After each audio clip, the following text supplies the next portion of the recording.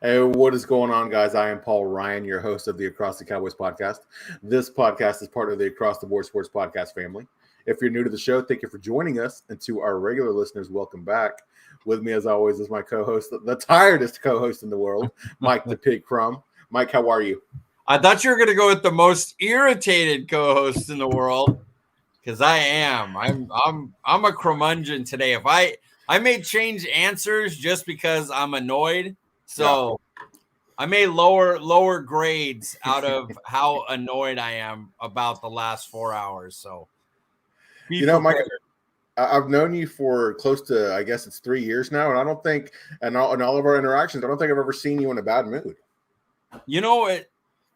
That stuff right there. It's not that it's that I know it. So what it is I'm food handling. I work for my friend and I'm doing food handling. Yeah. And I've culinary school, catering. Mm-hmm. I've cooked forever. And so I know all the bullshit, but like maybe 15 minutes you need to refresh. Like, oh shoot, I forgot that. But you have to sit through 2.5 hours of these stupid training videos where they say stuff that I'm like, I already know. And you just want to, I know. You want to hit the answer and they won't let you. You have to listen to the whole thing. I seriously just want to throw things. And it was taking forever. It was like coming up on time that I thought I was going to be on here late for the pre-roll. And luckily, it got done just about right at perfect time. Now, the minute we're off, I have to take the stupid test. Oh, Lord. Dude, the online test can be such a beating, dude. Bullet in the head. I just shoot me in the head. I don't even care. I know all the stuff I lived through. Shoot me in the head. I'll be all right. Just get it over with, please.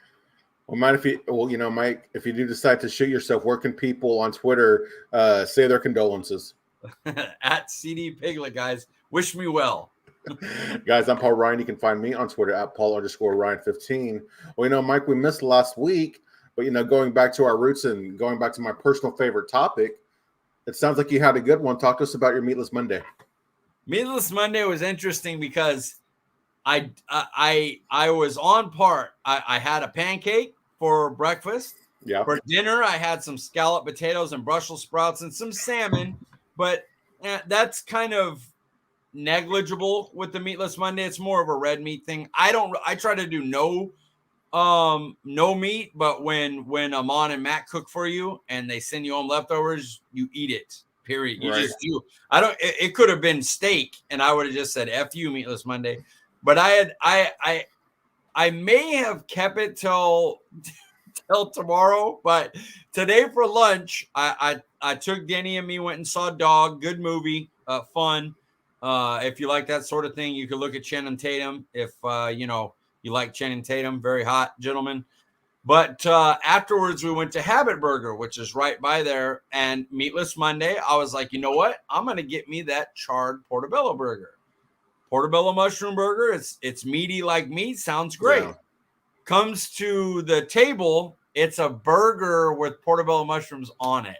Oh, Lord. And so I'm not going to bitch about it or take it back. So I ate it, but I totally blew it because I went and looked up at the description and it literally says burger patty topped with portobello mushroom. Yeah.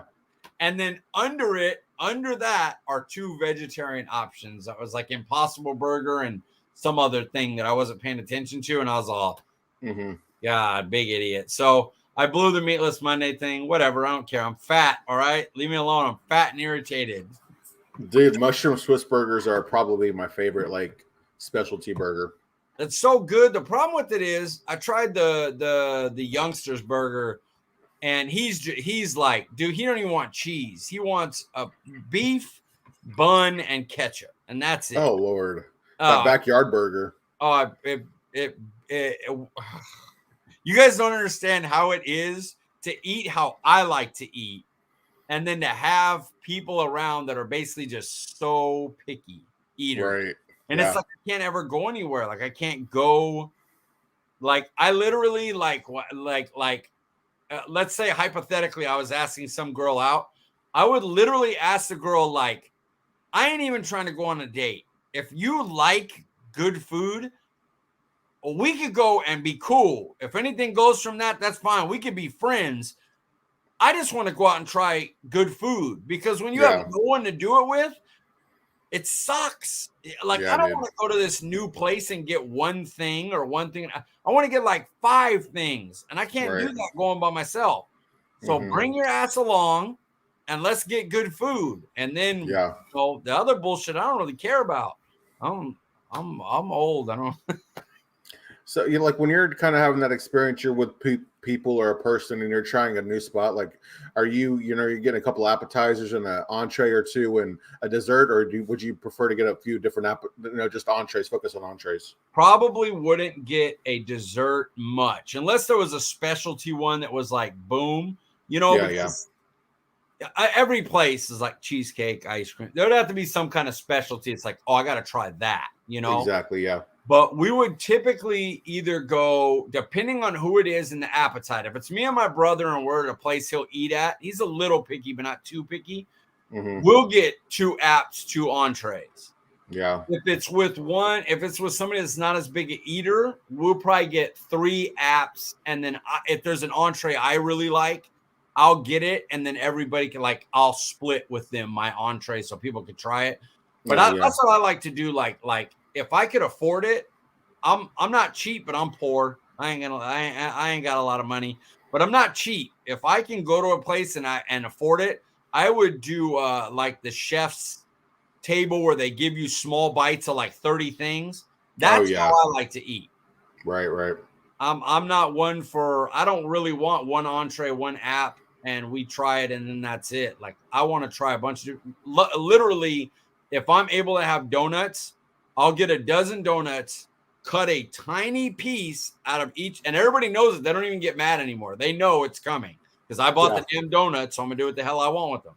I take a tiny piece of every donut that I want to try, put it on a plate, and it comes out to like 1.5 donuts that you're having, because you just get small, and then you get to try a bunch of different donuts. That's how I like to do it. I want to try a bunch of different shit. Dude, I went to Krispy Kreme over the weekend to pick up an order for work, and the red light was on. And I was like, dude, I want to buy a donut so bad, but I didn't. I was like, did I finally make an adult decision?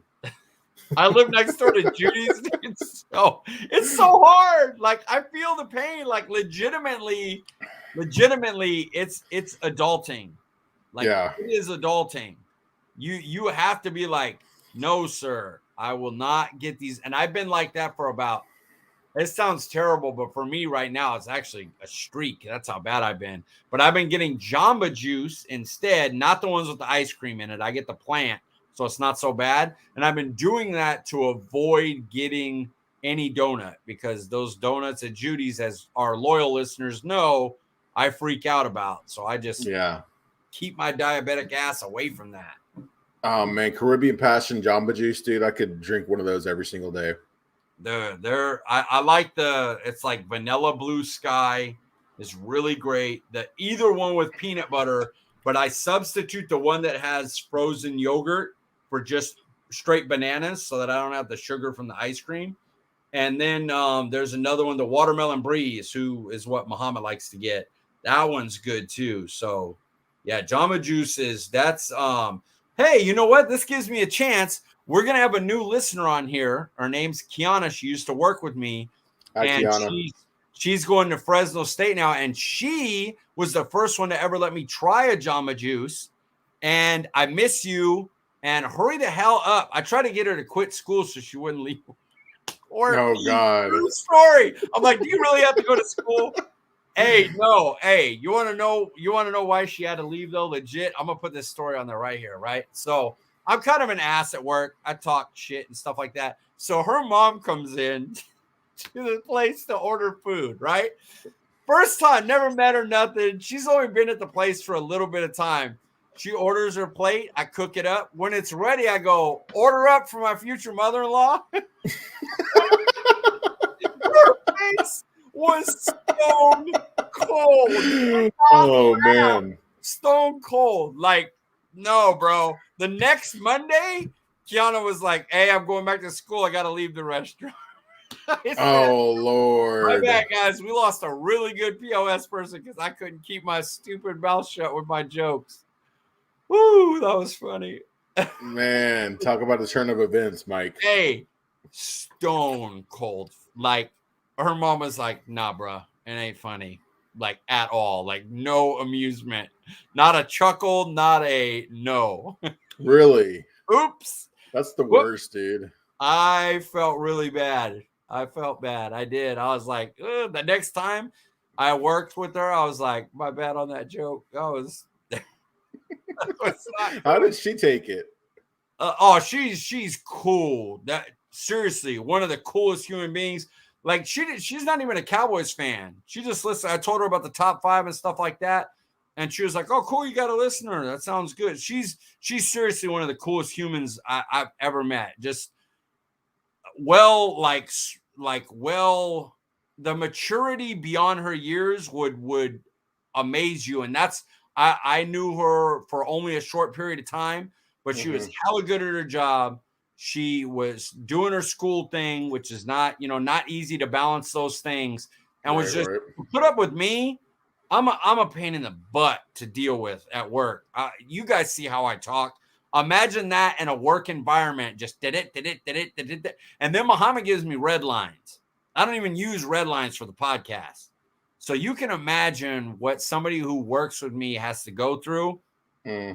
Coolest person, I know Muhammad my whole life. I work with my little brother. But of people I did not know going in, probably the coolest person that I've met there. Just she's awesome. And legitimately, she needs to get her school done and come back. She will have a job the minute she gets that done. And like, if her mom allows it. I mean, I'm not sure how likely that's from the sounds of it, Mike, I'm not sure how likely that is. Oh, she's never going to listen to the podcast again. Just now that she's been brought up and talked about, I just know it. She's going to be like, all right, that was a once and only. All right, well, shout out to Kiana. We hope you're listening. That's awesome.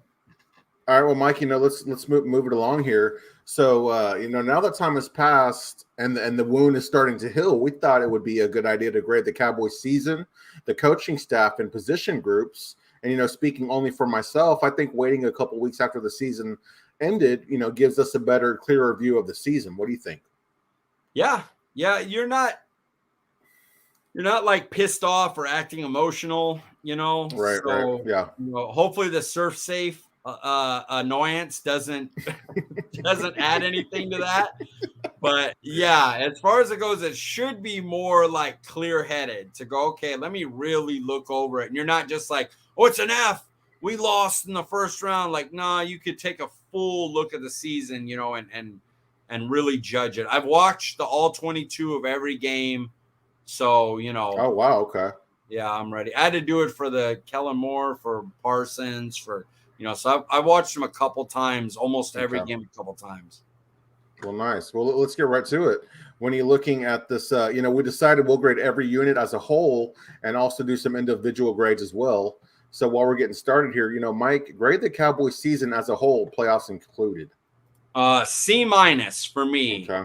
Yeah. There were a lot of bright spots throughout the year. Like the beginning of the year, Dak Prescott looked like the best quarterback in football. I mean, you can hate him all you want, but he was amazing. I mean, he broke records against Bill Belichick in New England. Broke records. Think of how many quarterbacks have faced Bill Belichick in New England over that 20-year period, and he broke records against him. Like, he was phenomenal early on in the season, and for whatever reason, whether the calf strain or something psychological, the O-line, just something, the offensive game planning, just it didn't go well, and then the defense would play well and like win us a game like Minnesota with the backup quarterback, and then the Denver game would happen and they'd give up 200 yards running, and it just that's the whole year. Even the special teams would be really great, and then the kicker would miss 7 extra points, and you're like, what? Why is it so good throughout? And then you miss, like, extra points should be routine. Why did we miss so many? So everything was real hit and miss all year. So I think a C feels right, but the way they lost in the playoffs, you have to drop it a little bit because the score isn't indicative of how badly the 49ers beat them, Exactly. So yeah. I think C- is fair. I think if you go too much below that, you're kind of like overriding a lot of good stuff they did and a lot of stuff that they could take on to the next year. You know, Mike, it's funny. It's funny. I knew it. I see your reaction. I was like, you did go lower. Initially, right? I had us at a B- for the season. Like, you know, I think B- is fair. But then I started thinking about it. I'm like, man, that just the second half of the season, the penalties, Kellen Moore's issues with the offense, Dak's struggles at the end of the season, and you know, Mike McCarthy just kind of not really helping with the penalties or helping with the play calling. And then, you know, you talk about that playoff loss at home. And I also look at this, like they didn't really have any signature wins, in my opinion. We were 5-4 at home, and they couldn't get out of the first round of the playoffs. Mike, I gave us an F. An F. An F. Man, okay. I know that's super harsh, but just I mean, it's the same song and dance every year, bro. The outcome is an F, absolutely. But if you're looking at the season, like, think about early in the year, Randy Gregory gets COVID, Tank breaks his leg. We got to move a rookie linebacker to defensive end. And, you know, the way they handled things like that all year, I think this year could have been a lot worse. You know, Dak goes out for an injury. They win that game, you know, relying on Cooper Rush and a defense. Michael Gallup basically doesn't play. He's hurt all year. You know, the O-line is shuffling all year. Like Steele and McGovern were at left tackle and left guard, and then he played right tackle all the time. And then, you know, McGovern got took out, and the most penalized guy, Connor Williams, is in. They went through a lot of stuff this year. They dealt with a lot of adversity, no doubt about that. And they own their division, which is your number one thing. Like, look at Saints Tampa. The Saints shouldn't beat Tampa Bay. Beat them twice, swept them. You know, there's certain stuff. I think Jets like beat Buffalo or something. Maybe Jets beat the Bengals. Yeah, there's just weird games. So when you sweep your division and kind of dominate them, I think you got to get a little bit of a grade for that. You know, you win in New England, a grade for that. The way you held off Washington when they had beat the champs and then won 4 straight, and we want Dallas, and we put them 24-0 first quarter. You know, I think there are some things you take from this season, how well the defense played, mostly, you know, throughout the year, the way the rookies played. Obviously, Parsons is beyond, but even Osa had good games. You know, Chauncey Golston had good games. At the end of the year, Bossman looked nice for the last couple of games. You know, I think there's stuff to take forward. F is like, F was last year, you know, where the year before Dak gets injured, defense worse than the league. Like, you didn't really have a positive to take at the end of that year other than, hey, we didn't have our quarterback, you know? Well, I mean, you know, I kind of disagree with you there, Mike, just because the fact that team that we had with that defense without Dak still being in a position to make the playoffs all the way to week 17. I mean, I would have, you know, if we're grading that season, just talking right now, I might have given that team a C. Well, just because of everything they had to deal with and the position they were in to figure out a way, you know, and also to do something, you know, Mike McCarthy and Kellen Moore to do something we hadn't seen Jason Garrett do in 10 years. Yeah, but the division is why they were in the league. It's not like they were, you know, like one of the top records and they were really fighting for a playoff spot. It was like, we're trying to get in because everyone in this division's awful. And so we could stay in it. The division was so bad that a team with a backup 4 quarterbacks throughout the year and the worst defense, bottom 3 in the league, was still a chance to make the playoffs as a division was that bad. Yeah. If you look at this team this year would have wiped the floor with that team by like 40. You know, they'd have put it on them. Even when they had Dak in the beginning, I think Dak was better for the first part of the year before he got injured. He was better this start of the season than even he was last because they were turning the ball over then. The defense obviously was on another level.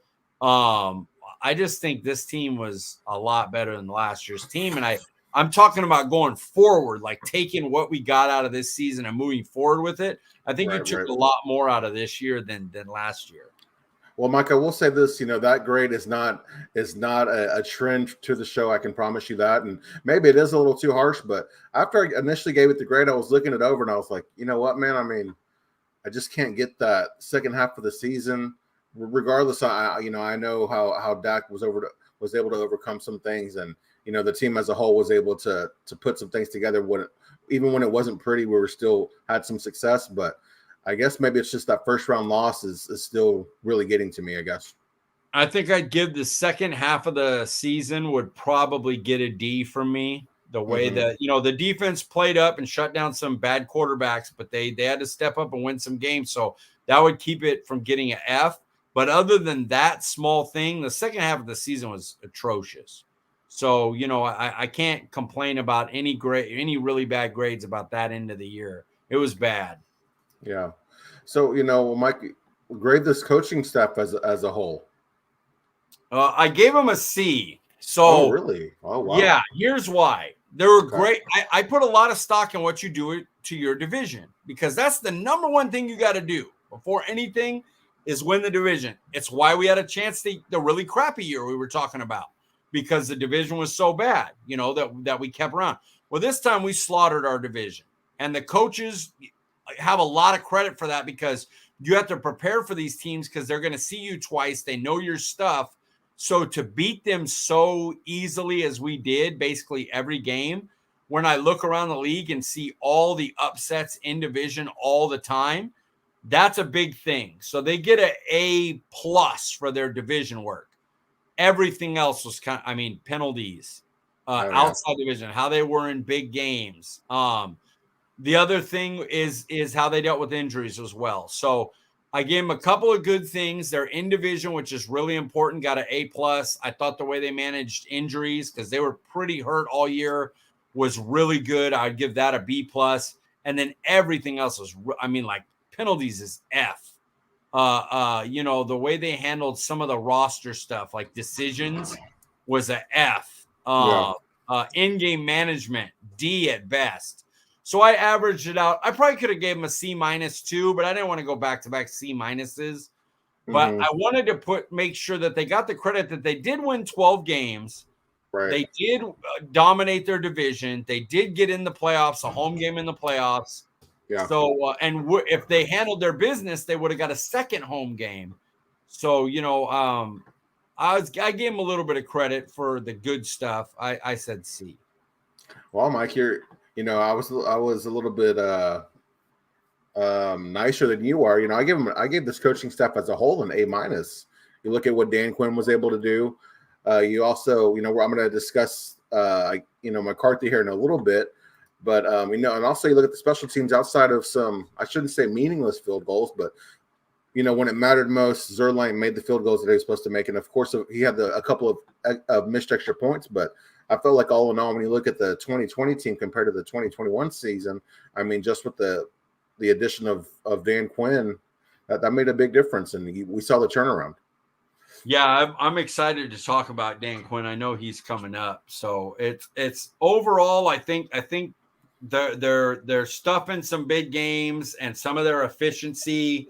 The way to put Zeke out there every week, knowing he was injured, that's all coaching. That's terrible. The penalties, I know players commit them, but the coaches just didn't do enough to fix it. Some effort things I put on coaches, bad starts continuously, coaches, so I had a few more issues with them, but man, you went flipped. You said F for the season, but then gave the coaching staff a A. Yeah, outside of Mike McCarthy, could you really be mad about this coaching staff? Kellen Moore did not adjust in the That's fair. In the second half of the season. Just did not. I literally was like, he's holding back plays, and I was waiting for him. There was a few, but he wouldn't call runs to the outside. He didn't use motion, which I just thought if you're going to use all that stuff when you get in the playoffs, that's when it's time, and it just never came. It's almost like he was being told what to do, Mike. Oh God, not to be trite was on this. He knows his stuff. I trust him, and it feels right. What he says, even if you look at how the season went, it's like, yeah, it seems about right. Yeah. So, we're talking about the coaching staff. Let's talk about head coach Mike McCarthy. What grade did you give him? I gave him a C+. Okay. So the good of it is he dealt really well with injuries. He was great versus the division. I thought the locker room was pretty great all year. There wasn't too many chemistry problems. On the bad side, terrible penalties. Yeah. Bad time management, which you guys know is not a big deal for me, but it still is a thing we have to grade him on. And then the no-shows against Denver, Arizona, and San Francisco, like they could have got wiped out. They got wiped out in one of those games. The other two, they could have easily got wiped out. So, grading pretty in the middle. He had some bad, some good. So I gave him a C+. Actually, I gave him a B-, Mike. And look at it. He won 7 road games. The Cowboys were a top 10 offense, and he was one of 5 coaches to win 12 or more games. However, he doesn't call the offense. He doesn't call the defense. And like you said, he's had the most penalized team in the league, man. I mean, the head coach has to do something. And it sounds like he doesn't do a whole lot of anything. Yeah, that if they have another year like this year, Sean Payton's going to be the coach next year. And Mike McCarthy will be on his way out. Well, Mike, we're going to move on to, what's probably an easier grade to give. One of the easier units to discuss is going to be the special teams. What grade did you give them as a whole? It was a B+, and they were great all year. Just Zuerlein missed kicks. And he's part of the special teams, so I have to factor that in. He was super good on his clutch kicks. Like he hit every clutch kick, but he'd have routine kicks that were like, the hell was that? And missed so many extra points. So I gave him a B+ overall, and it's basically an A+ minus Greg Zuerlein's kicks. Dude, our punter, man, he gets an A++.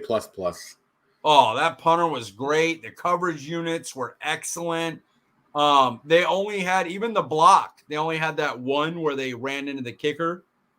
Other than that, they blocked 3 punts. 2 of them were kept, so it was excellent. They had a really good year. Yeah, they did. Well, what's your grade for John Bones Fossil? I gave him an A because it's harder to put the missed kicks on him. Exactly. Greg Zuerlein, that's Mauricio. Mauricio, you got me with that. The accent he says, Greg, it sounds like Greg Sirloin. And I don't make fun of this kid's incredible. He speaks 2 languages. Awesome. This is not a diss. But like it makes sense with like sometimes he's a sirloin and sometimes he's throw it in the trash, moldy, dirty steak, Yeah. But I say that sometimes when I say his name, I say that sometimes, but I can't put the kicks on the coach. Right. So that's why I put his grade a little bit higher than the overall special teams unit, because the kicker is involved in that unit, whereas I can't really get on the special teams coach for the kicker not doing his job. Yeah, I'll give him a B+ only because I felt like we came to that point in the middle of the season where the tide was kind of starting to turn. There was issues with Dak and the offense and everything. And Greg Zuerlein was missing some kicks, and we never brought in another kicker just for insurance or even to kind of put the pressure on Greg Zuerlein. And I think Bones Fossil had a lot to do with that. Yeah, he probably did. I mean, in the end, though, Will McClay, Jerry, and Steven, like, do your job, too. Like, if you see something wrong, bring somebody in, put them on the practice squad. Get them kicks in practice and go, hey, this guy, do something to try to make it seem like you're putting pressure on Greg the Leg.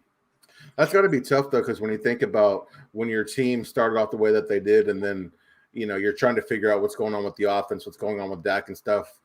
Any kind of minor move like that could just destroy a locker room, even a minor move like that.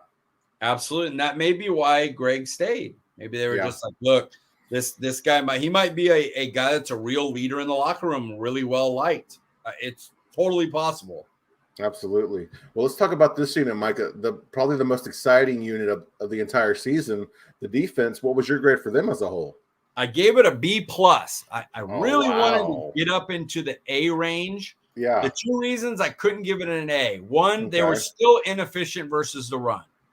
And that's plagued us for years. And now they were a good run defense overall, but their efficiency was not very good. It was more towards the bottom of the league. The other thing was they picked on a lot of bad quarterback play, which is every defense. Washington defense the year before was the elite best defense in the league. Then they played better quarterbacks and they stunk. They were one of the worst. Yeah. So a lot of it is your schedule. You play Patrick You can Mahomes. only play your schedule, right? Yeah. If you run into Patrick Mahomes, Lamar Jackson, Kyler Murray, Josh Allen, Kirk Cousins, even a lot of those guys, you could have issues. And then if you play a lot of your guy, Jalen Hurts and Taylor Heineke and Daniel Jones and the homeboy for the Saints, Hill or Winston, really, you play a lot of those guys, you're going to look better, So their play against the better quarterbacks plus their run inefficiency lowered their grade to a B+. Yeah, Mike, again, here I am being the nice one tonight. I gave him an A++, just because, man, that's, this defense really saved us a few weeks. You said it yourself earlier in the show, and that was not the case last year. And really the only real addition, obviously, Micah Parsons, but was Dan Quinn. And for him to turn that unit to what it was this year from last year, I mean, how can you not give it an A? Well, I told you. That run, how I am with that run. And just give me Jordan Davis at 24.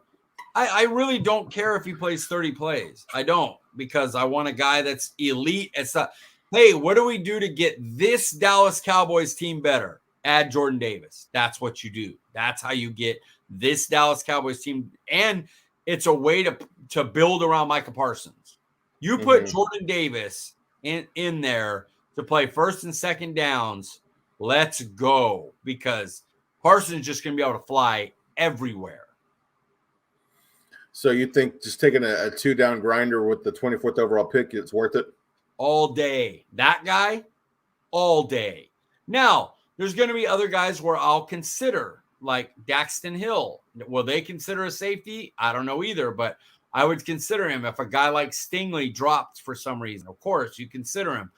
All I'm saying is the value for Jordan Davis at 24, where some people are like, 2-down guy. I don't care about that. I don't care about 2-down guy. I'm not saying I'd take him top 10. At 24, plug and play me. It reminds me of Tyler Lindenbaum. Like, everybody wants Tyler Lindenbaum, right? Everybody loves him. Unbelievable.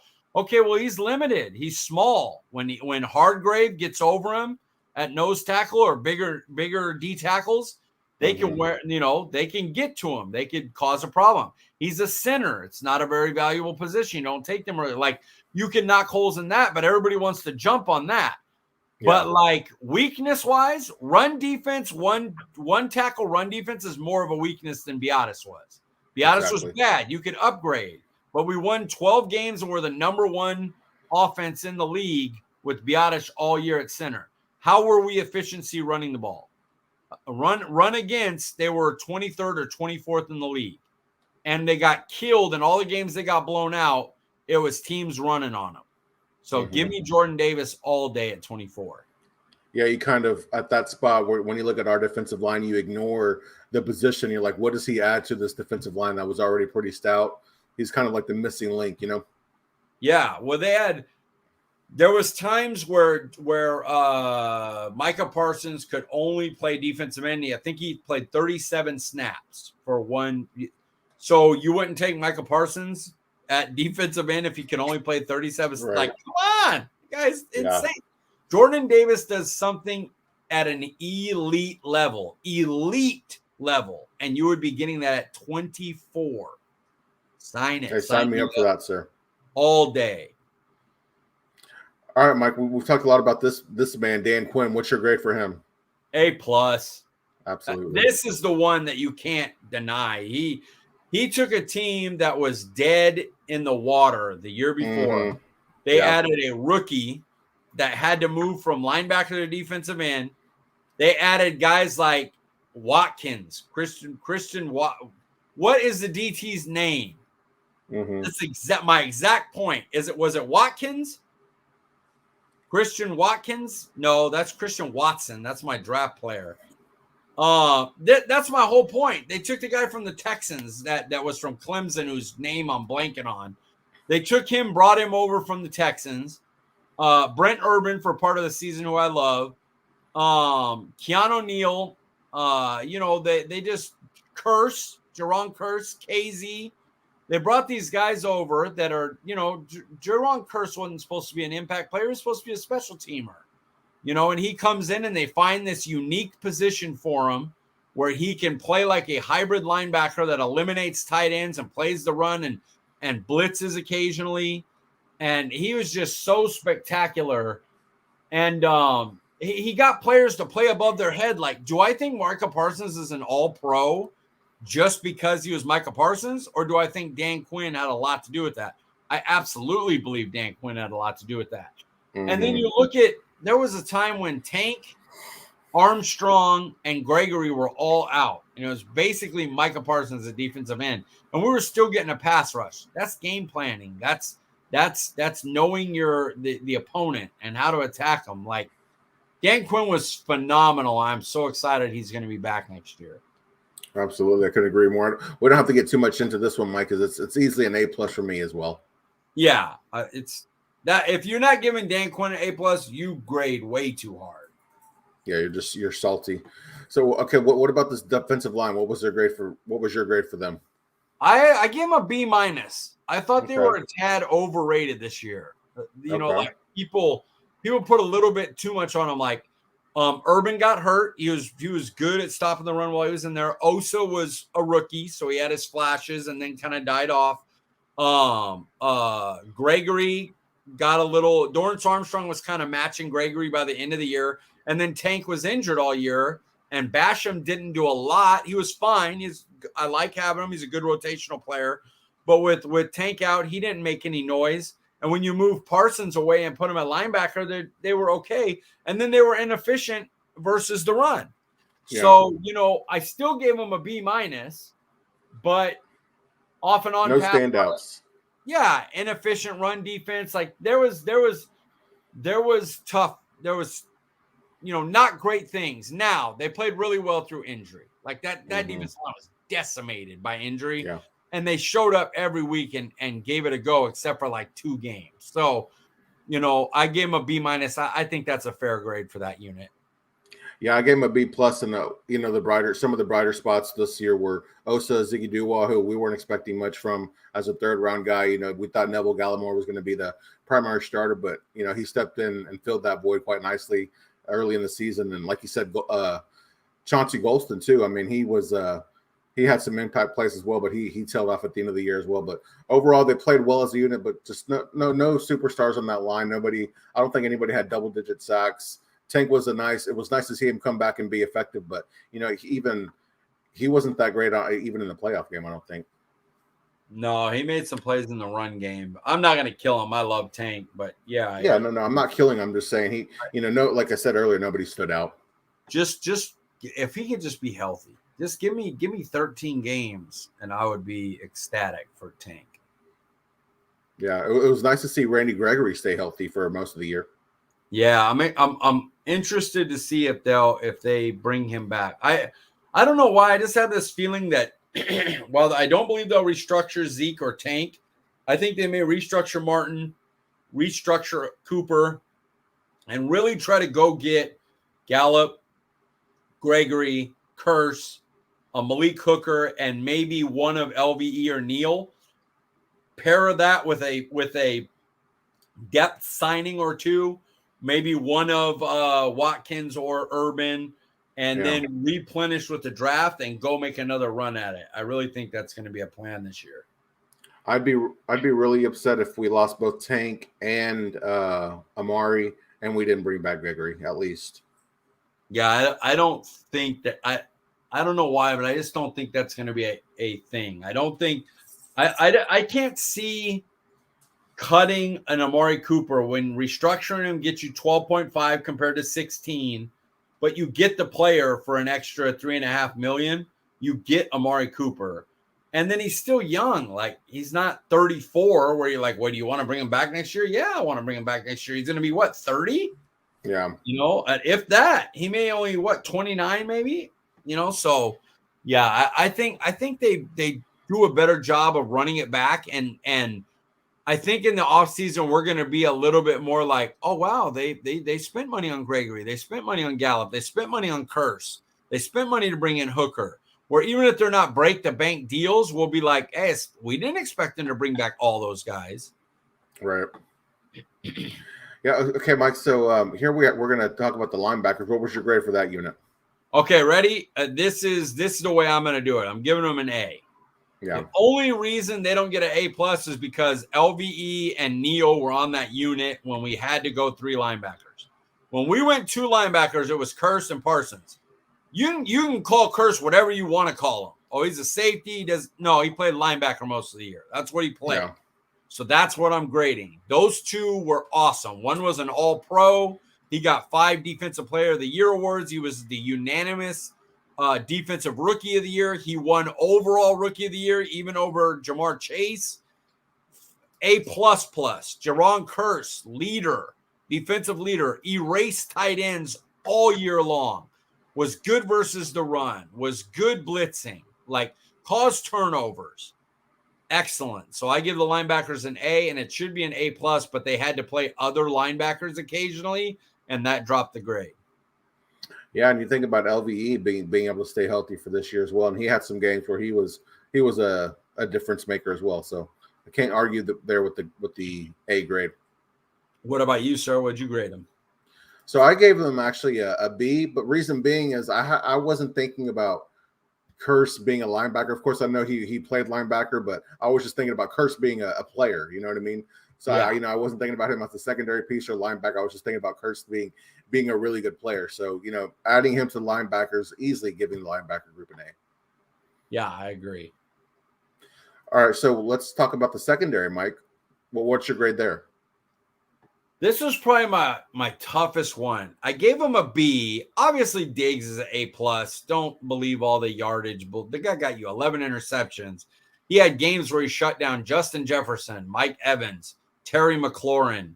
And I know Galladay wasn't good this year, but he's a division wide receiver 1. They put him on, gone, eliminated.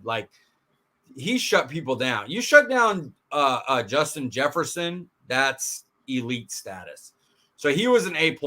The problem is the rest of the secondary was kind of C. They were fine. Oh, really? You weren't. Yeah, Anthony Brown was good. Had a good year. He was okay. Nothing special. J. Lou was fine. Nothing special. KZ, nothing special. Hooker didn't play enough to make that much. So the other one guy is when you move Curse back to safety. And at safety, he was good. He's like a B- at safety. He was an A at linebacker. He was a B- at safety. He was okay. He wasn't, So I gave him a B overall, and I think it was carried by one elite performer in Trayvon Diggs. I actually gave them, Mike, I gave them just an A. Maybe it should have been an A-, but maybe because I was more impressed by Anthony Brown after the first couple of weeks of the season, how consistent he was, how much of a compliment he was to Trayvon Diggs. And, after getting, embarrassed on Thursday Night Football by Antonio Brown, I really thought he had a really good season. I'd say he was good. He was above average corner. I wouldn't put much beyond that. I'll put it to you this way. You get Anthony Brown from last year, this year, or you want to give Boss Man Fat a shot out on the outside? Jeez. So Boss Man Fat, who played, 3 games? Yeah. Or Anthony Brown, who, there were some games where he shut down some good wide receiver twos himself. What you want to do?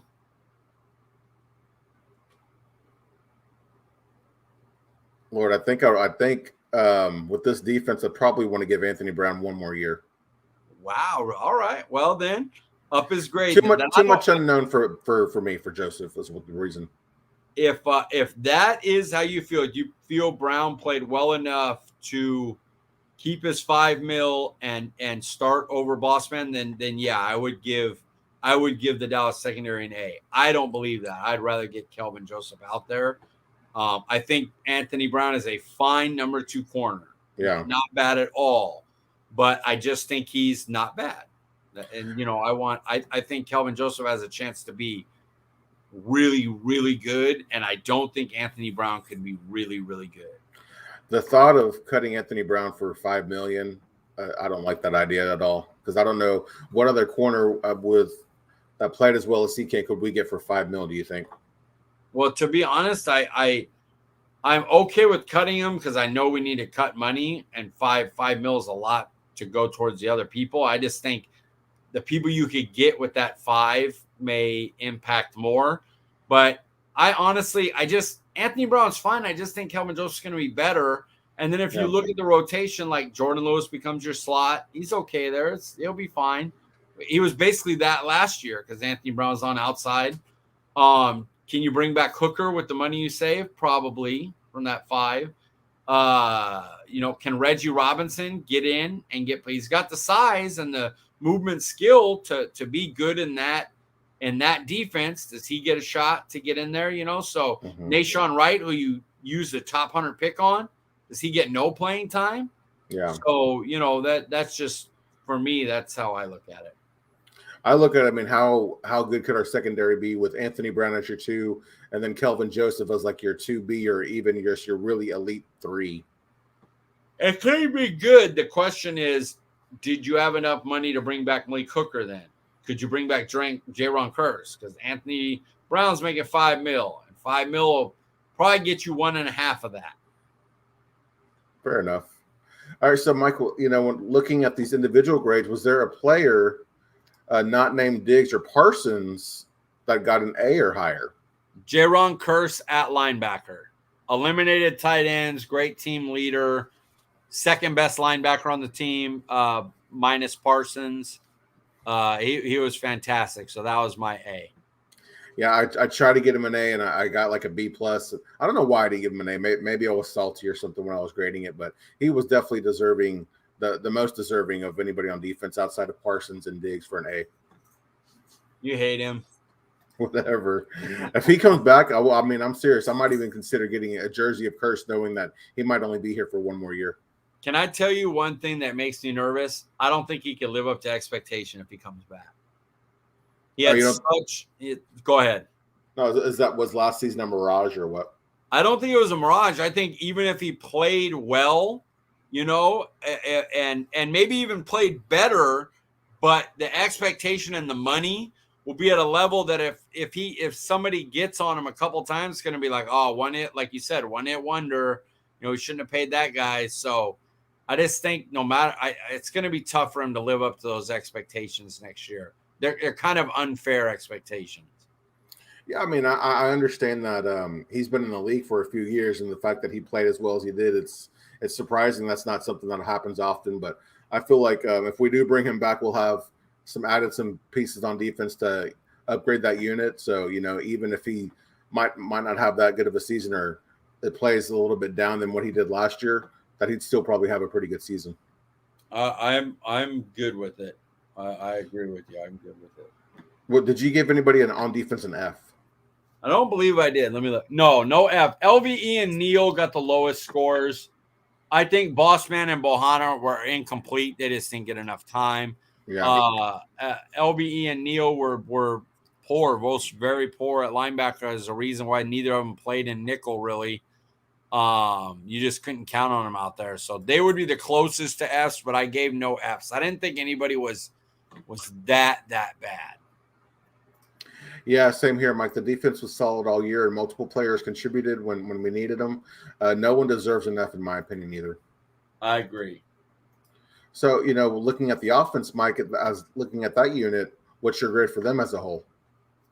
Oh, what did I give them? C-. It stinks because they started off so great, didn't they? And then offensive line and Zeke injuries, and teams started doing this coverage against them, and we couldn't beat the run. We couldn't get them out of that coverage by running efficiently, and those adjustments just killed us. So it went from an A+ early to basically an F in the second half, like maybe a D, and then it evened out. I said C- works. Yeah, for me, I gave the offense as a whole a B. I gave them a B+, just because even when Dak was really bad, he still had that game against Philadelphia. He still had the game against Washington, those games against Washington, found a way to win. And, there were still some drives where it's like, okay, why aren't we able to do this more often? Yeah, I agree that consistency really was and maybe consistency and not being like stagnant. They were consistent as far as play calling and like the stuff they wanted to try to do, but they just wouldn't open it up enough. I don't know what it was. It was just bad. The second half of the year is just bad. Agreed. Well, my great kid wonder, Kellen Moore. All right, so I really wanted to kill him. I ended up actually giving him a C+. Okay. And I'm going to run down some of the reasons you've heard before. Killed the division, and you got to play those defenses twice. So it makes it difficult, and they annihilated them. So I loved that. I thought the beginning of the year was very good, and I think the injuries to the quarterback, running back, and O-line did hurt him. I think the front office may have hurt him a little bit on what he wanted to do. To lower him down, though, he didn't seem to have a second gear. When it got in those games that were against the better teams, he didn't seem to have a way to kick it up on them. He can crush the division.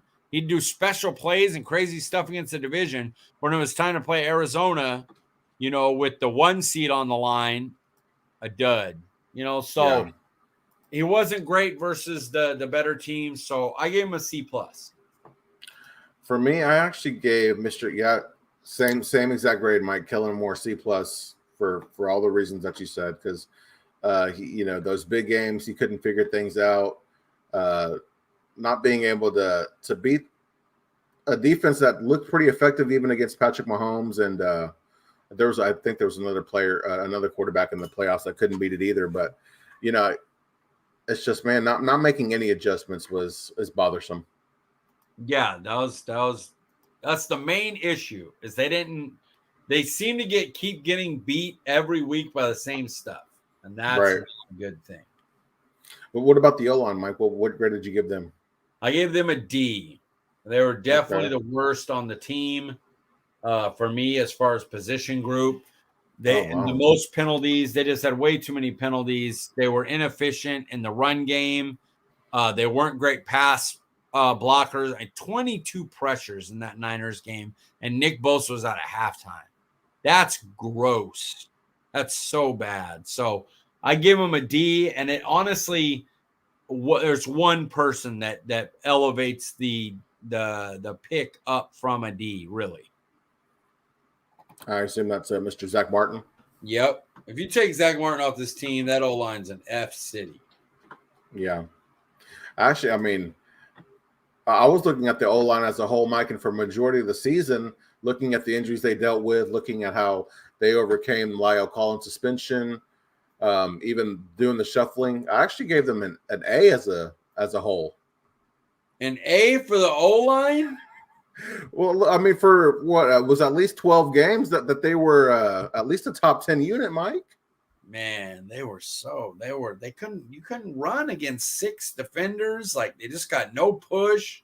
They had so many penalties. Like, this is a Dak problem, but they got their poor play got in Dak's head. Like, you can just tell he looks down at the O-line too much. He worries about it too much. And that's a him problem. That's not a them problem. The Joe Burrow didn't have that, and he had a worse O-line than we did. And he stuck in there and made the throws he needed to and took his team to the Super Bowl. So I'm not using this. Dak haters, don't get on me. I'm not excusing his play as like, oh, it was all the O-line. I'm saying that bad O-line definitely got in his head. So, let me ask you this, though. Outside of the Kansas City game and the playoff game, I mean, what game did you feel that the O-line was I don't know, want to say horrendous, but really, really bad? The Denver game wasn't great. Obviously, the Niner game was terrible. The Arizona game, they couldn't run to save their lives. Oh man, I'm blanking on who we played in the middle of the division games in the middle to late season after Washington Dak. twice in New York, or what was it? Washington and Philly. No, you're right. It was Washington twice, New York, then Philly. Yeah. You know, I guess this man. Nah, I can't give them a higher grade than a D. They were just No, I think it's an expectation thing. Like I just expected them to be better, and they just weren't. I understand. What about the quarterback, Mike? Dak Prescott, Cooper Rush.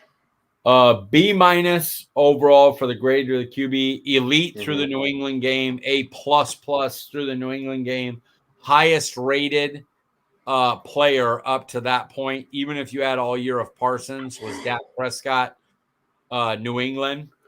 Yeah. And then after that, they were pretty average. You know, the overall stats were good. They ended first, and he was great versus division. Again, hard to do, but they were just kind of average outside the division. And we can, like I said, we can blame the O-line getting in his head, still his head. You know, we Right. can blame the concepts of Moore, but there were times where he missed open guys. You know, so I think a B- is fair for that. I actually gave them an A-, Mike, and reason being is Dak, all things considered, had a career year, and man, you think about that game for Cooper Kupp winning a very important game on the road. That was a magical game. So you know, I felt like an A- was a fitting grade. I feel like you're polite today with the grading. I mean, right off you were like, "Good God!" Like this team did nothing good, and then have gone on to give everybody A's, and I'm like, No, "What happened?" Just stop. A. How'd the Not run? everybody's getting an A. Come on. How'd the run defense do? A+. Whatever. That's the little safe attitude from me right there. I'm being a little brat. All right, Mike. What about these? What about the running backs? Which grade you give them? Running backs are C-. Here's the thing. A little bit of this isn't the running back's fault. Like they had a more efficient runner that they would never give 20 runs to. We keep going back and forth doing that. It's contagious. So you do it, then I see it, then I do it, then you see me do it, then you do it. And it's seriously, that's like the fourth time we've gone back and forth because, well, for you, it's like 11:30 at night. That's why I'm just sore and tired. But, you know, Pollard ran really well, efficiently, one of the most efficient backs in the league. They never gave him 20 carries. Then we find out, like, Zeke's hurt. Well, what the hell were you doing then? Let Pollard run the ball. What'd you bring in Chris Clement to do? Like, you know, he was a special teamer, but he's a pro running. He could have been the backup. You could have shut Zeke down 4 weeks and let him really get healthy. And then maybe he gets back to the way we were the first couple of weeks of the year, you know, before his injuries. So, a little bit of this is harsh grading because it's probably more on the front office. Yeah. But I gave him a C-, and Zeke basically was a better blocker than a runner after his injury, and Pollard just didn't get enough carries. And then he got injured too. So I think C- is fair. No, Mike, I mean, here I am again, maybe being too friendly, but I gave him a B+ because you look at early in the year, Zeke and Pollard looked like the best running back duo in the NFL. Of course, injuries took their course, but both running backs had over 1,000 yards from scrimmage, and Zeke had double-digit touchdowns. I feel like had our O-line stayed healthy, they both could have had much, much better numbers. I mean, even if with the injured O-line, had Pollard just gotten some more opportunity, he could have had probably as many scrimmage yards as Zeke could have had. Yeah, you're just easy grading it today. You're just the substitute teacher coming in here just passing out the best grades in the world. Man, we're watching movies all day. You know what it is? He's had a baby now, and he's sitting there. He's looking at them all through these baby eyes, and it's like, oh, look at the baby walk, look at him walk. But you know, in the NFL, you got to be better than that. They can't just get up and walk around. You go, what an A+ performance. No, can that baby really walk? No, F that baby's walking. Just a side note here, Mike. My son is starting to test his own limits. So he likes to stand on the bed and he'll hold me with both hands, and then he'll like let go with one hand, and then he'll like start balancing, trying to see how long he can last. So I feel like I'm gonna have a walker pretty soon, sir. It's gonna be close, and then you're gonna be going, my baby walks like an A+, but really, he walks good for a baby. So don't be throwing out that A+ baby walking. He's all right for a baby, but he's like a C. I'm always going to be. I'll probably be too hard on my son from time to time. I can promise you that. Long as he doesn't come out an Eagles fan, it's all good. All right, Mike. So let's talk about these tight ends. What was your grade for Dalton Schultz and Blake Jarwin, sir? I think C- fits for them. Blake Jarwin's kind of incomplete. He barely ever played. But yeah. Dalton Schultz, great in the pass game, horrible as a blocker. You even it out. And he wasn't dynamic in the pass game. So I went C- instead of C or C+ because I felt like more than solid in the pass game, but not elite level. And then atrocious in the blocking game. So level it out, give him a C-. Oh man, I feel like leveling it out would be a B or a B-, I would think. No, because he was fine in the pass game, but he wasn't Travis Kelce, he was like awful running, blocking, run and like bad. You couldn't ask for worse. Like maybe there is worse, but he's down there with them.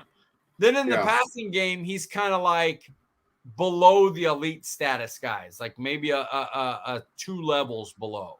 You got your Travis Kelce, George Kittle, then you got your Mark Andrews, and then you kind of got that range where Dalton Schultz would be in, So I got to go C- for him. The blocking was that bad. Like it really affected the games. Yeah, Mike, I actually gave the tight ends a name. It's because of Dalton Schultz in the passing game. Without Dalton Schultz, what would our passing game have looked like? Well, they would just put Cedric Wilson out there and then still get the same yards. It would just go to Cedric Wilson instead of Dalton Schultz. Somebody had to be out there at tight end. Like, I just think next year, Blake Jarwin's basically going to put up the same numbers. They're just not overly dynamic catchers. Like, Blake Jarwin might be a little bit, but he's always hurt. It basically allowed teams to just go, oh, they're in a let's play coverage, because with our 6 guys, we'll get in because their tight ends basically, nothing up there. He's basically no help. You have to double team his guy every time. So I got to really ding him for that. I think the blocking game of the tight ends was one of the worst things of the year and really affected our offense in the second half. Well, you know what, man, you're seeing you're seeing a lot of things I didn't see because you just watched all the all-22 films. So again, I'm probably I've got some rose-colored glasses on, if you will, with the tight ends, baby. That their blocking was bad. Like, shouldn't be that bad. Like, and people get on Kellen Moore like, I just don't like that. They're like, well, your guy can't block. Like, why are you calling plays like that? I'm like, but you should be competent. Like, these are easy plays that you just got to get in the way, and they couldn't do that. So it was annoying to watch. Yeah, I do remember one play. I don't remember who it was against, but Dalton Schultz missed the block and Ezekiel Elliott had a walk-in touchdown. Yeah. And then everybody was like, why couldn't Zeke, break a tackle on a guy? Why did he have to? Just touch the guy at all, and it's a touchdown. Yeah. Frustrating. All right, so Mike, what about the wide receivers? I gave them a C-. I thought they were underwhelming overall. Cooper had poor effort a lot of times in the year. Lamb had his drops and, stuff we'll talk about coming up. Cedric Wilson, I believe, is the only player that exceeded expectation going into the year.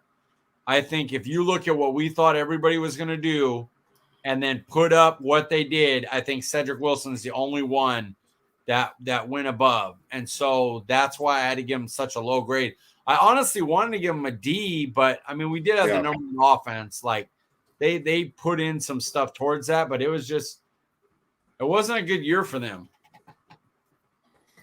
Yeah, I gave him a B minus, and C is probably better, but Cedric Wilson was a bright spot. I thought at the beginning of the year, you look at CD Lamb, he looked like he was going to have that season we'd all been hoping for. Cooper was inconsistent, but I heard you mention something about effort, so that's kind of surprising. What is it you saw that you didn't like for him as far as effort goes? Just sometimes if he felt like something wasn't going his way, he would cut off routes. Blocking effort was poor on plays. Like, I don't know, and it's not something indicative of Amari Cooper. That's why I was like, what is going on this year? But there are plays where he just wouldn't give effort on blocks, or plays where he didn't run out routes, and you just can't have that. You got to go 100%. I don't know. Like the wide receivers I felt like lost Dak's trust as the year went on. Like they didn't trust that they'd know the right route, or that they'd put the full effort, or that they'd catch the ball, and I felt like it caused Dak to hesitate sometimes, or wait for somebody to get open because they didn't trust that they would get open. Really? So, Dak he lost trust in his offensive line, and then the receiver started losing trust in Dak. Man, that's golly, that's no good. And Dak with the receivers, you don't, if you feel like you don't know a hot route, or you don't know what to do versus a blitz, or where to round a guy off, or when to double move a guy, and you just don't throw that stuff, and so I think that I had a big part of it. Was there anybody on offense that got an A, Mike? Zach Martin. Yeah, Zach Martin gets an A. Zach Martin gets an A. Yeah, he's the only one for me. And I had no F grades. I didn't think anybody. You had the number one offense. Like, it's hard to give somebody an F with that. Mike, you're not gonna like this, but I get Dalton Schultz got an A for me. Looking at, he was third in receptions for among tight ends, sixth in yards, and fifth in touchdowns. He also had 10 games of 5 receptions or more, and was Dak's go-to target for a good portion of the season. Man, but that blocking, dude, an A. You're a good grader there, Paul. I want your class. Hey, I always say you're the football brains of the show, Mike. You know that. I'm a curmudgeon right now. So I told y'all that it was that there's probably a lot of people going on. You're like, dude, it's just blocking. Like Dalton Schultz was one of the top 5 tight end this year. And I'm like, screw that guy, give him a D, because he missed a few blocks. So maybe I'm being the jerk here because of that stupid training video I had to go through for friggin' ever. If the Cowboys had signed Jimmy Graham in his prime, would you want him to block or receive the ball, Mike? Oh, I'm not a Jimmy Graham guy. Obviously, he wasn't a tight end; he was a receiver. But he was more dynamic than Schultz. See, that's why if you're not going to be a dynamic receiver, you better be able to block. You got to be able to do it all because you're not going to threaten the defense with your athleticism. Man, imagine if we had a George Kittle. Ugh. Might get him this year. This is a really good tight end class. Might get a pretty good tight end this year. Mike, I know so on the show sheet we had some other things to discuss as far as wide receivers and things like that, but I'm looking here at the time and we're getting out a little bit over an hour, so we're gonna cut some things out and save that for another time. How do you feel about that? Yeah, I'm in. Cut some wide receiver stuff. I'm good with it. So, Mike, this is about the point where we would be talking about your view from the sidelines. However, obviously there wasn't a game this week, and considering keeping that in mind, we thought we'd switch it up a bit. I think it's fair to call you a movie buff, Mike, and I myself also enjoy watching movies. So you and I thought we'd switch the film room analysis to movie theater living room analysis, if you will, during the off season, and we discuss popular movies and shows that we're currently watching, or movies and shows that we've watched recently, and think that the audience might enjoy. Mike, I know you've been seeing quite a few movies lately, so talk to us about a movie or some movies you've watched recently. I'll run through some. I was surprised how much I liked Marry Me. If you're a guy and the girl wants to do it's her day, Valentine's Day type celebration thing, it's her month, and she wants to watch some kind of rom-com, it's not bad. It's actually a decent movie. I liked it. I watched Dog today. Dog was pretty good, and it's different. Basically the military person who he was with died, and they're trying to get the dog there for the military funeral, and they send Channing Tatum to take the dog, and it's kind of their trip through California up from Oregon down to Arizona for the funeral. I liked that. I'm watching a show on Apple Plus called Afterlife. That the final episode's coming up, and it's kind of like Clue. If Clue was a TV show, it's a comedy whodunit that I've really enjoyed, even though I know who did it. I'll tell you off air, and we'll see if I'm right when it comes up. But after episode 2, I said, "Oh, this is who did it," and everything I've watched since, I'm like, leads to that.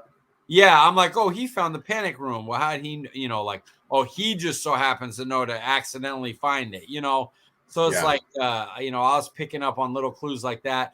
And then Marvelous Miss Maisel season 4 started, and that is, if not my favorite show ever, it's definitely my favorite show that's still ongoing right now. Mm-hmm. Written so funny. The first 2 episodes are hilarious of season 4. So that's kind of my roundabout of stuff I've been on lately. Yeah, I'm actually on season 1 of Marvelous Miss Maisel myself. Season 5. I mean, not season 5. Episode 5. It's really, really good. I mean, all the characters are great. It's been good character development. It's weird. Oddly enough, her husband Joel, even though he's not in the show that much, I'm glad that he's in it as much as he is. Just because I feel like he could, just being the husband and everything. He was in a few episodes of Boardwalk Empire, and I really liked him. So it's nice to see a familiar face in the show. He's on a lot too. He's a big character in the show, so you'll see him as it goes on. I just love the writing for every character is funny. Like there's no miss at all. Kevin Pollak with the 13 Jews. It's just like the same story. And the dad that played by Tony Shalhoub, Monk. Monk, dude, love him. He is written and played to a level that is only equal. There isn't a person that can match him on a comedy level, a character right now, written and acted. His stuff in this news with the Wonder Wheel is everything he does. He's perfectly written for that actor to play it, and it's something that's different from every other character in there. The way he I swear to God, they have this joke where they basically change the date of a birthday. And it's like, wait a minute. What do you mean this happened? And so they're talking about it like, oh, no, they're just too young to remember. They don't. So the other character's like, well, did you change my birthday? And he just so quick. No. And you totally know he's full of shit. But the way he says it is just, I literally laughed out loud for like 30 seconds because he just was like, no, of course not. Like, yes, you did. You obviously did. But the way he does it, he's just, God, just definitely watch that show.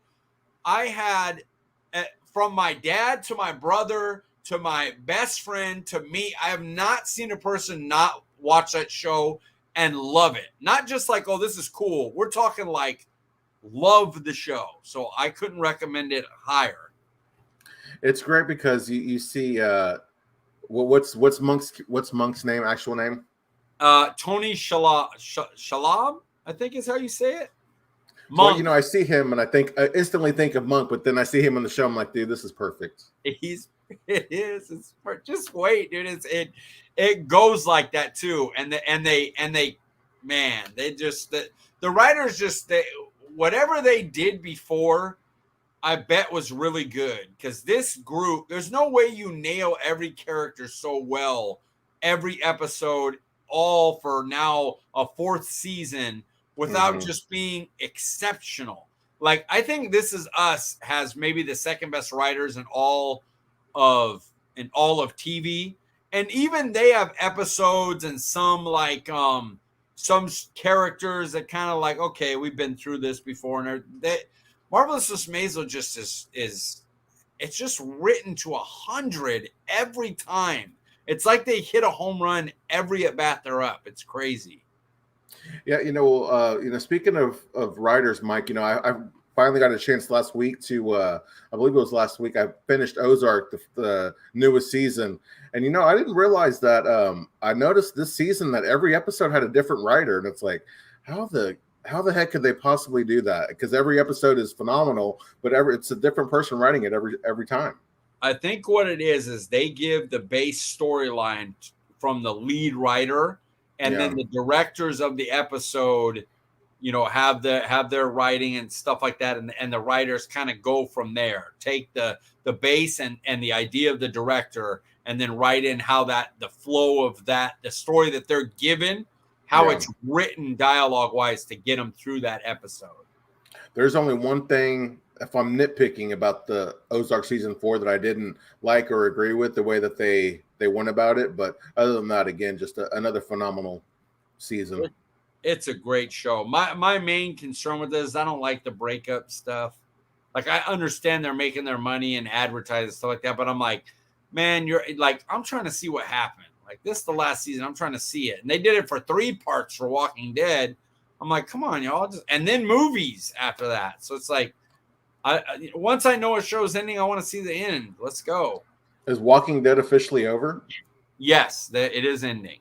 This is the last season. It's part 2 of 3 of the last season, and then they're going to do a movie and a couple of spinoffs. Wow. Yeah, man, I loved it, and then I hated it. I never went back. I loved it. Then it became like, it's okay. I want to see the ending. And now kind of Fear has become like, ooh, I like this. When it started off as, meh, this is okay. I'm going to watch it because it's part of it. But Morgan and Colleen Domingo, who you guys will know if you watch Euphoria, Rue's kind of sponsor, that guy with the deep voice and real good actor. I love those characters on Fear. The World Beyond was, I'm so glad that ended after 2 seasons. That was one of the worst shows, and like, what a money grab trash bag that was. Yeah. Did you finally finish Sopranos? The Sopranos? No, I haven't watched an episode in because I'm supposed to watch it with my bro. Okay. And we're just too, but like, we have legitimately 89 episodes of Ridiculous on my DVR because we always watch them together. Like, I don't want to watch ridiculousness by myself. I want to laugh at people with my, like, you see that idiot? And so we just don't have time. He comes in, we normally will have a shot or smoke if we're doing that, or if there's food, and watch like one thing that's going on. But like, he's behind on so much stuff because he normally watches it in here with me, and with both of us working and me with the writing and the podcast and stuff. We just haven't had time. Well, I understand, Mike. One thing that's not keeping us busy anymore is it's no football, Mike. So, here we are with one word. Use one word to describe your first Sunday without football. Painful. Oh, okay. And not like, oh, it's so painful, there's no football. No, like, I worked for the first time in, I don't even know, 3 decades on a Sunday. Because I have bosses that I know, so I don't have to bullshit and be like, I need every Sunday off. They know that when it's football season, I want it off, and when it's not, I can work. So I worked, and then the minute that we were coming up on the Super Bowl, everyone in the basketball messenger knows that I don't play during football season, but they were like, all right, Super Bowl's coming. That means we're going to play, and I have a really nice court, so everybody likes to play here. So they're like, let's go. Are we playing? So we set it up for Sunday. So we played like almost 3 hours of basketball, and I played I played all but a half of the second game. Went 3-2, by the way. Had a winning record, so scored 5 points of the 11 the last game too. That last game I showed up pretty well. So I'm terrible at basketball now. I'm not like bragging. I am like god awful. I can barely move, but while everybody is getting back into shape, I can maybe do some things and look pretty good for a few weeks until everybody comes in, and then I'm terrible for the rest of the time. So it sounds like that hook shot might have been finally falling in game 3. I hit 1 or 2, but I had a tip in. I had a couple of floaters that went. Yeah. Yeah. Love the floater, dude. That floater off. If the ball can get there on the pass, when I set a pick, I set a really good pick. And if the person with the ball is aggressive and gets the switch, I'm really good at pinning their guy. Just give me the ball and I can float it right past him. He's going to be pinned on my other shoulder. I've always been a good catch and shooter. I'll get down on the block and grab some rebounds, but I cannot create my own shot to save my life. My favorite thing about it is I'm going to keep picking my boss best friend Muhammad, right? Because I know what he can play. And he actually, for being out of the game 5 years, he was D'ing up, but he wasn't hitting any shots. And so people started to go, I'll leave that guy open, let him shoot. Muhammad is lights out. And if you let that guy get in rhythm, oh yeah, the minute somebody thinks you can't do that, they're going to leave you open. So as the games keep going, I'm going to keep getting to pick him like third on my team. And I'm just going to have this dead on like monster 3-point shooter. And as he gets into his rhythm, everybody's going to be like, oh, he's with us. He ain't going to make that. And he's just going to be doom, doom, doom. Cannot wait because we are going to beat a lot of people on those days. Yes, sir. Well, for me, my first Sunday without football, I didn't have to set or update any fantasy lineups. I didn't have to rush through my morning routine, and my wife and I looked at a house, spent time with family playing games and having dinner. My first Sunday without football was actually relaxing. I knew that was the word you were going to go with when you started to say what you said. I was like, this sounds like relaxing. Unless you wanted to be a dick and be like, it was awful. No, I mean, of course I would. If I can watch football or not watch football, I'm always going to choose to watch football. But when I think about the way the season ended and everything, it was just kind of nice to not worry about football at all. So what Paul is saying, if I could translate, is I would rather watch football and do fantasy stuff than be with my family. I got it. I got it. That's exactly what you said. I think that's word for word what you said. That is fair, Mike. That's pretty much word for word verbatim, right? And Paul will not be on the podcast next week, so hopefully we get him back in 2 weeks when he's apologized to his wife enough. All right, Mike. So here we are with your prospect review. Last week I assigned you Mr. Baylor safety Jalen Petrie. Talk to us about it. What are his pros? Okay, so the way I'm going to break this down is I think if Dallas got him, they would play him. He looks a lot. He feels like he fits. He plays like he fits the Jaron Kearse role. Sorry, yeah. I'm trying to think of the best way to word this. Mm-hmm. He plays at Baylor like we play Jaron Kearse, but Yeah. Jaron Kearse is 6'4", 220. He's linebacker nowadays size. Petrie's about 6 foot, 197, something like that. So he's a little bit smaller, but he plays more physical than Jaron Kearse. Like he plays physical, but you're smaller, so you just can get swallowed up a little bit more. I think that if he played with us, I think what they would want to do is get him opposite Jaron Kearse in the non-deep safety role, kind of like how Donovan Wilson would be, where he's still kind of the box safety, but not linebacker, because he can make plays in the run game. He can blitz. He can take away tight ends, which is another reason I think they'd like him. Like a lot of teams will think he's a Jaron Kearse. It would add versatility. So Kearse could be on one side and blitz, and the other guy could cover, or Petrie can come off and cover, and the other guy can get the tight end. It brings some of that. My worry about him is he Jabril Peppers?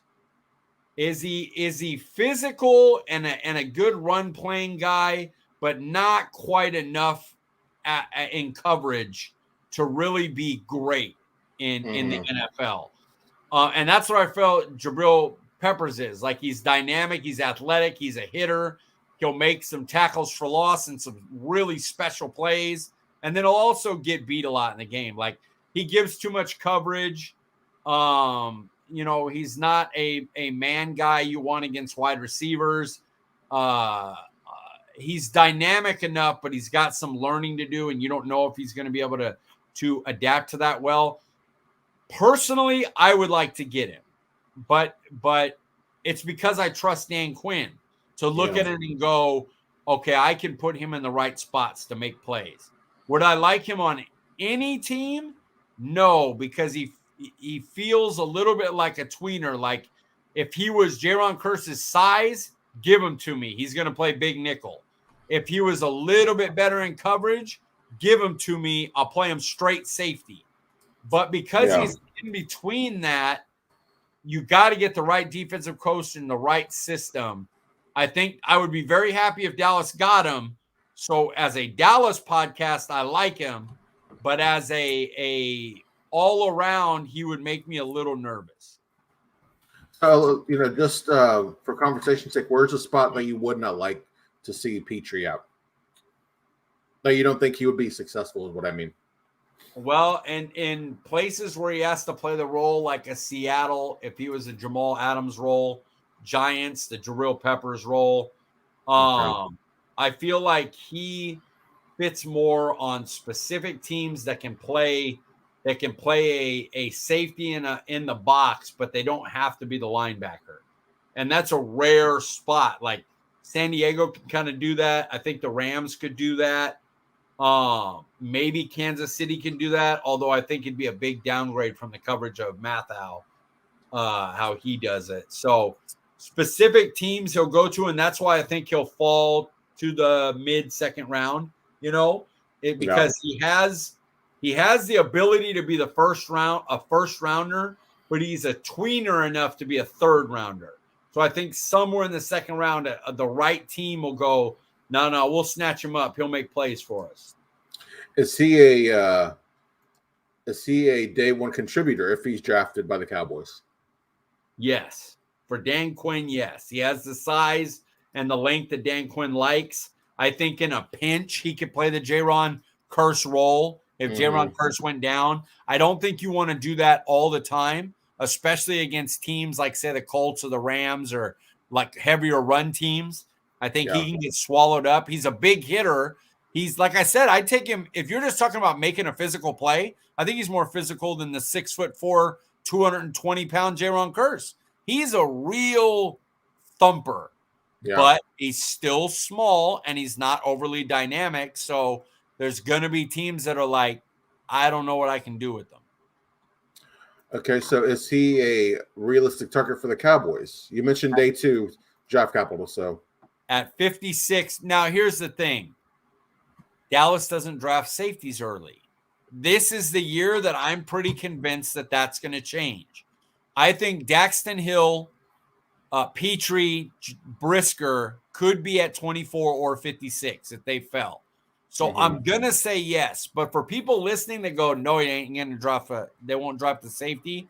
I hear you, and I'm not saying you're wrong. My guess is that it's possible this year is different. But if we go by past, you guys are right. The one saying that is you're right. It is unlikely that Will McClay and Dallas all of a sudden goes, let's take a safety in the second round. But I think this is a different year. Like I said, you mentioned the your round predictions day 2. What's your grade on him? A day 2. I have a day 2. Day 2. Okay. Gotcha.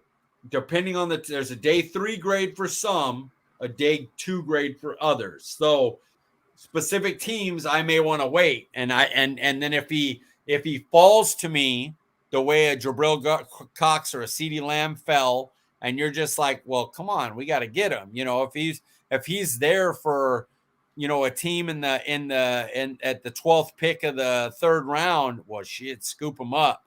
But if you don't pick till, you don't want to take him too early in the second. I think 56 is a pretty good spot for him. I don't mind it there. Hey, I wouldn't be mad at it, Mike. No, me neither. Right, so this week, sir, our prospect preview, I'd like a scouting report from you, Mr. Piglet, on Penn State wide receiver, Mr. Jahan Dotson. Jahan Dotson. Okay, I have looked at him. So you have? Do that. Jahan Dotson I have done a lot of receivers just in case. Trying to cover my bases on that. Receiving class is really good. Tight end. Let me rephrase. Receiving class has a lot of B talent, which is good for where we're picking. Same with tight ends. There's not a lot of guys that come in with A talent. There's a lot of guys with B talent that you can see becoming A players. So that's not bad for where we're picking, because there's a lot of players that come in with A talent and then don't make it. They're just not good enough. So getting a lot of B talent is good, because normally at best you have a really good floor, and then at worst you hit on something. I think there's a lot of players that have the same type of grade that a Justin Jefferson had back then. Oh yeah, I see a lot of good stuff. He could play from the slot. He's got enough quickness. He's got good size. If he gets in the right situation and the right play caller and the right system and the right quarterback, he could be a big play guy. And then boom, he becomes a superstar. So I feel like there's a lot of pass catcher talent that fits that between picks 25 and 60, that are just like can be crammed in there, and you're like, damn, I got a really good player at this point.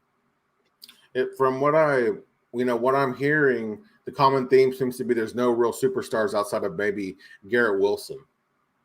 Yeah, and I don't even know if I'd put Garrett Wilson in the superstar category. Like, I just feel like if he was in another draft class, he would be like a guy you'd pick at the end of the first, maybe. Like he's in here because there's no Jalen Waddle, there's no Jamar Chase, there's no CeeDee Lamb, there's no Judy. Like, I don't have him up there with those guys as a prospect. Oh, wow. Okay. Well, it's always nice to have depth like that, because let's just say we do lose Amari, you pair him with a CD, hopefully it may be a Michael Gallup or a Cedric Wilson, and you're cooking with something.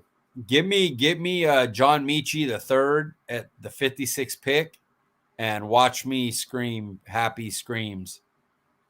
I almost wanted you to go over Jamison Williams. Is it Jamison Williams or Jamison Williamson, wide receiver out of Alabama? I believe it's Jamison Williams. Did he get the ACL injury? Yeah, he's an ACL guy. Yeah. Okay, yeah, I have looked over him. Man, I don't mind. If that ACL drops him enough, man, what a steal that kid could be. Right.